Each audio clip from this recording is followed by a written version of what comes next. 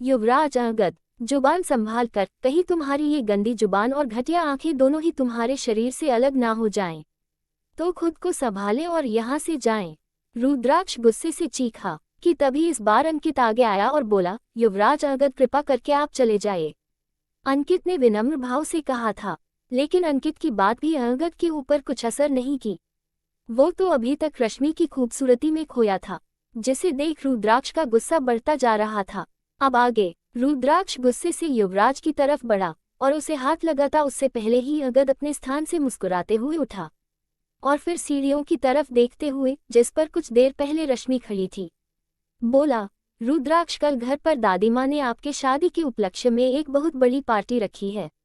उसमें काफी बड़े बड़े और देश विदेश के लोगों को निमंत्रण भेजा है दादी माँ ने। उम्मीद करता हूँ कि कल तुम पार्टी में शरीक जरूर होंगे और दादी माँ के दिल को ठेस नहीं पहुँचाओगे। बाकी तो, कहते हुए अंगद मुस्कुरा दिया और रुद्राक्ष की तरफ देखते हुए बोला, मुझे पूरा यकीन है कि तुम जरूर आओगे। हमें इंतजार रहेगा तुम्हारा और सबसे ज्यादा उनका। कहकर अंगद एक बार फिर से हंसा और एक बार फिर सीढ़ियों की तरफ एक नजर देखकर वहां से चला गया।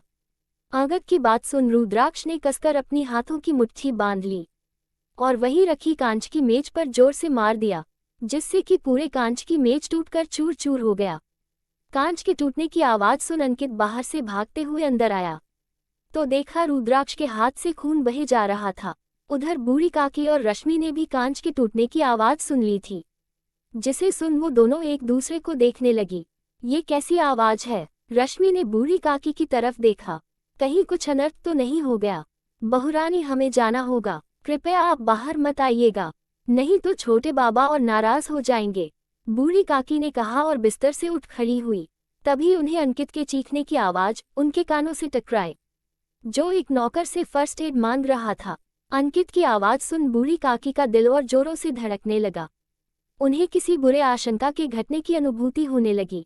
काकी माँ, हम भी आपके साथ चलेंगे, रश्मि ने कहा। लेकिन बहुरानी, वो बूढ़ी काकी असमंजस में पड़ गई, लेकिन रश्मि जिद पर उतर आई थी, जिसे देख बूढ़ी काकी भी धीरे से मान गई और रश्मि के कमरे से बाहर आ गई। वो दोनों जब हॉल में आए तो देखा रुद्राक्ष के हाथ से खून गिर रहा था, लेकिन फिर भी वो अंकित से वो उस पर मरहम पट्टी नहीं करवा रहा था। बूढ़ी काकी रुद्राक्ष के पास आए और चिंता से बोली, छोटे बाबा, ये आपके हाथ में। कहते हुए उन्होंने रुद्राक्ष के हाथ को पकड़ना चाहा ताकि उस पर दवाई लगा सके, लेकिन रुद्राक्ष ने अपने हाथ पीछे खींच लिया। उसे अभी भी अंगद के ऊपर बहुत गुस्सा आ रहा था। मैं ठीक हूँ, गुस्से से रुद्राक्ष ने कहा और उठकर वहां से जाने लगा, लेकिन सामने खड़ी रश्मि को देखकर एक पल को ठिठक गया और फिर उसे भी नजरअंदाज कर अपने स्टडी रूम की तरफ बढ़ गया। काकी माँ, ये किंग तो दवाई लगाने से रहे, अगर ऐसा हुआ तो उनका दर्द नासूर बन जाएगा। और अंकित बोल ही रहा था कि तभी रश्मि आगे आए और अंकित की तरफ अपना हाथ आगे बढ़ा दिया। एक पल को अंकित भी ठिठका, फिर मुस्कुराते हुए फर्स्ट एड का बॉक्स रश्मि की तरफ बढ़ा दिया और फिर बूढ़ी काकी और अंकित दोनों ने एक दूसरे को देखा। दोनों के चेहरे पर मुस्कान थी। फिर वो दोनों भी वहां से चले गए। उनके जाते ही रश्मि ने पहले हाथ में पकड़ा फर्स्ट एड का बॉक्स देखा, फिर रुद्राक्ष के स्टडी रूम के दरवाजा की ओर देखा, जो अंदर से बंद था। रश्मि रुद्राक्ष के स्टडी रूम की तरफ बढ़ गई और दरवाजे पर नॉक करने लगी। नॉक करने की आवाज जब रुद्राक्ष के कान में पड़ी तो उसका गुस्सा और भी बढ़ गया। अंकित, चले जाओ यहाँ से, रुद्राक्ष गुस्से से बोला, लेकिन फिर से दरवाजे पर नॉक होने लगा। मैंने कहा ना अंकित, जाओ यहाँ से, मैं ठीक हूँ, तुम्हें मेरी चिंता करने की जरूरत नहीं है, जाओ यहाँ से, रुद्राक्ष ने कहा तो दरवाजे पर नॉक होने की आवाज अब तेज होने लगी थी, जिससे रुद्राक्ष अब इरिटेट हो गया। वो गुस्से से बोला, अंकित, अगर तुम अभी गए नहीं ना तो मैं तुम्हें अभी शूट कर दूंगा, रुद्राक्ष ने कहा तो दरवाजे पर नॉक करने की आवाज बंद हो गई, जिसे सुन रुद्राक्ष ने गहरी सांस ली और अपने चेयर पर बैठने ही वाला था कि फिर से दरवाजे पर नॉक करने की आवाज आने लगी। अब तो रुद्राक्ष के गुस्से की कोई सीमा ही नहीं रही। वो गुस्से से आगे बढ़ा और आकर दरवाजा एक झटके से खोल दिया।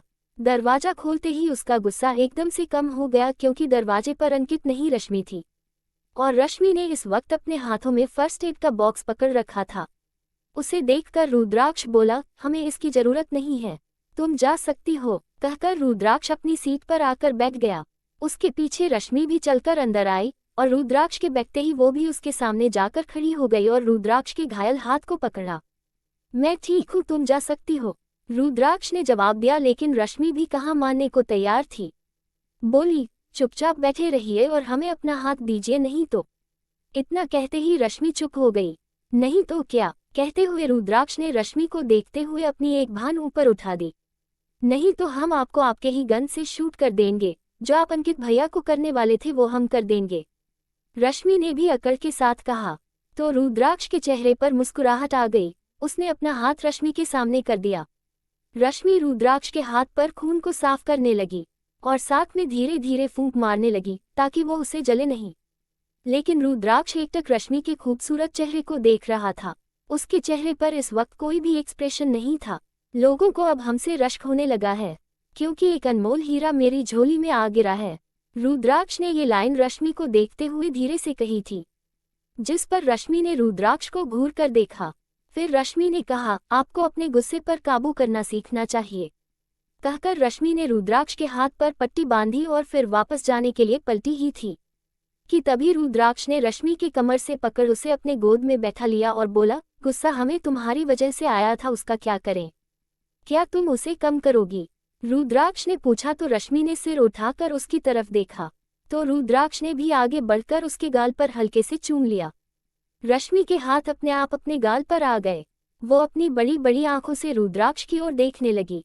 रुद्राक्ष वापस से उसके दूसरे गाल की तरफ बढ़ा तो रश्मि ने अपना चेहरा फेर लिया और बोली, हमें नहीं कम करना आपका गुस्सा, हमें अब छोड़ें आप। लेकिन हमारा बिल्कुल भी मन नहीं है, और वैसे तो अभी हमारी सुबह की शर्त भी बाकी है, तो क्यों ना हम वो अभी पूरी कर लें। कहते हुए रुद्राक्ष वापस से रश्मि के चेहरे की तरफ बढ़ने लगा। इससे पहले कि रुद्राक्ष रश्मि के चेहरे की तरफ बढ़ता, रश्मि ने रुद्राक्ष के कंधे पर जोर से काट लिया, जिससे रुद्राक्ष की पकड़ रश्मि पर से ढीली हो गई और रश्मि मौका पाते ही वहां से निकल गई। एक तो खुद दवा लगाती हो और फिर खुद जख्म भी देकर चली गई। रश्मि, हम तुम्हें छोड़ेंगे नहीं, कहकर रुद्राक्ष दरवाजे की ओर देखते हुए मुस्कुरा दिया। जारी है लेखिका प्रियंका गुप्ता। देखिए, आप सबकी डिमांड पर हम अब इस कहानी को रोज देंगे, तो प्लीज़ आप लोग मेरी बाकी दोनों कहानियों को भी पढ़िए, वो भी काफ़ी अच्छी है। और प्लीज़ प्लीज़ प्लीज़ मुझे जल्दी से सब्सक्राइब कीजिए, ताकि मुझे भी आप लोगों को जल्दी जल्दी कहानी देने में मज़ा आए। और हाँ, कहानी पर कमेंट करना मत भूलिए, आप लोग जल्दी कमेंट नहीं करते हैं। अगर आप लोग कमेंट करेंगे नहीं तो मुझे पता कैसे चलेगा कि आप लोगों को मेरी कहानियाँ पढ़ने में कितना मज़ा आ रहा है। और आपके कमेंट और सब्सक्राइब करने से ही मुझे मोटिवेशन मिलता है कि और जल्दी जल्दी कहानी लिख सकूं और आपको दे सकूं। और हाँ, हो सकता है कि आज शाम को उफ़ तेरी ये नज़र का 5 पार्ट ना आ पाए, तो उसका इंतज़ार मत कीजिएगा। खैर, मिलते हैं कल अगले भाग में। आज का भाग आपको कैसा लगा कमेंट करके ज़रूर बताइएगा। तो मिलते हैं अगले भाग में। और जिन लोगों ने मुझे सब्सक्राइब नहीं किया है, अभी कर लीजिए, ताकि आपको मेरी कहानियों के नोटिफिकेशन सबसे पहले मिल सकें। Thanks for watching.